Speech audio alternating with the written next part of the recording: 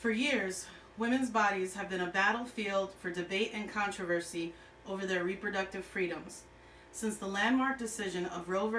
Wade in 1973, clinics all around our country have been targets of domestic terrorism.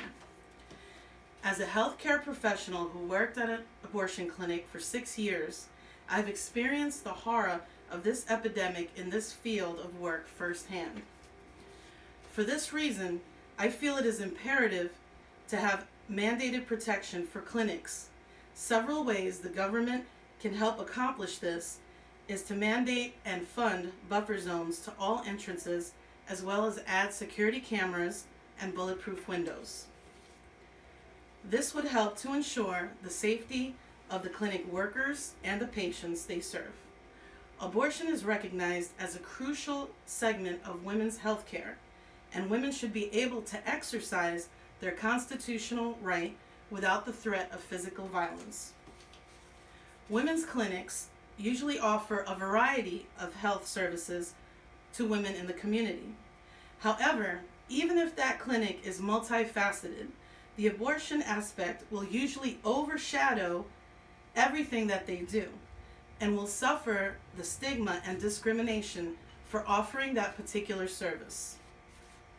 One example is the Allentown Women's Center, where a variety of healthcare services are offered, including providing care to transgendered identified individuals who receive hormone therapy and laser hair removal.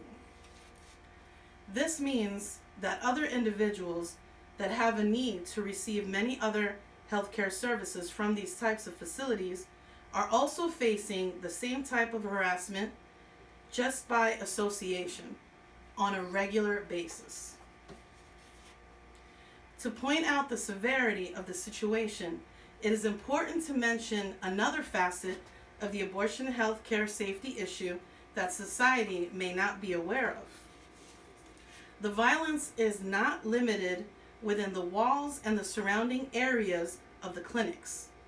Many times, the clinic workers face these threats even after their shift is done. In some cases, their work literally follows them home.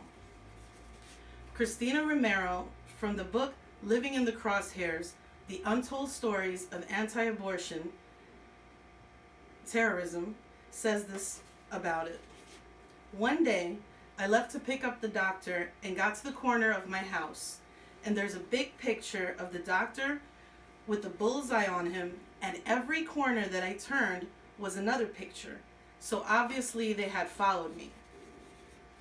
And that was probably one of the creepiest days. The pictures were all on the main street I traveled on, all the way back to my house. Another example of this is displayed in a quote by an Army of God radical pro-life group member, which was featured on a segment of the Rachel Maddow show. He said, "Because I believe we should use every legitimate means, including force, in our attempts to protect those being tortured to death, I want to hear from people who've been forceful." This was said shortly after the assassination of Dr. George Tiller in 2009, who was gunned down in front of his family while he ushered at his church on a Sunday morning. His untimely death was celebrated by domestic terrorists in the pro-life community. Another overzealous member of that same community that threatened a volunteer escort at the Allentown Women's Center was quoted for saying, "How would you prefer to die, by knife or by bullet?" Mandated protection of clinic workers and their patients are not merely an amenity. It is a matter of life and death.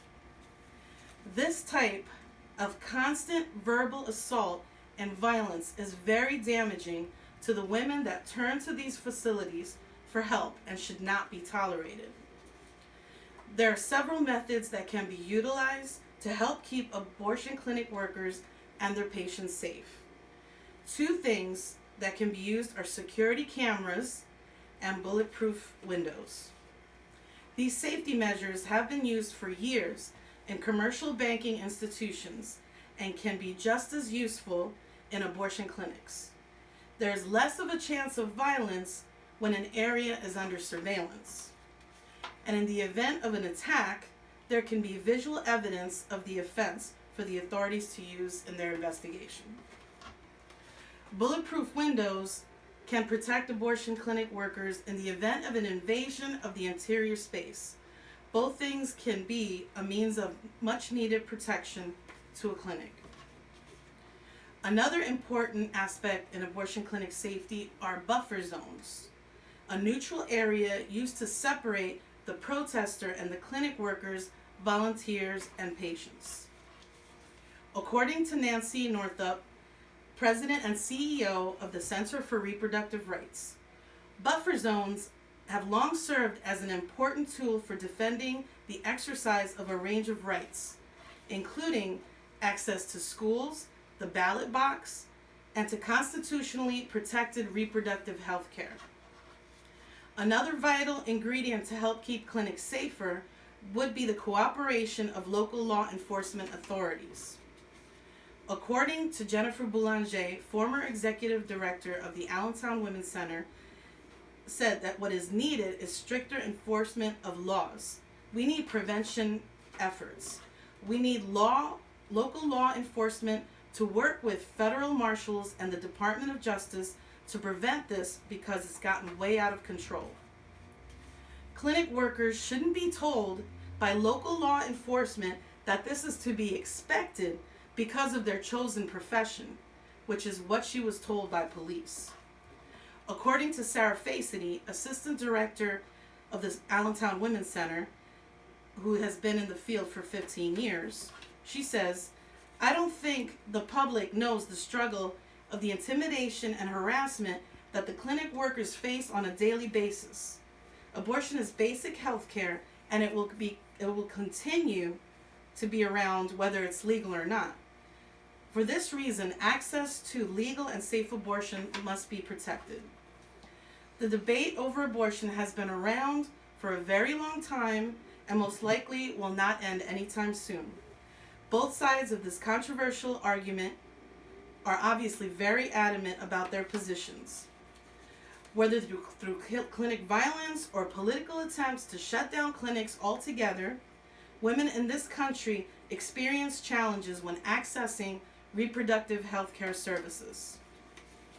Whatever socio-political differences we may have, it's our responsibility to keep our community safe for everyone in every clinic, in every city, and in every state.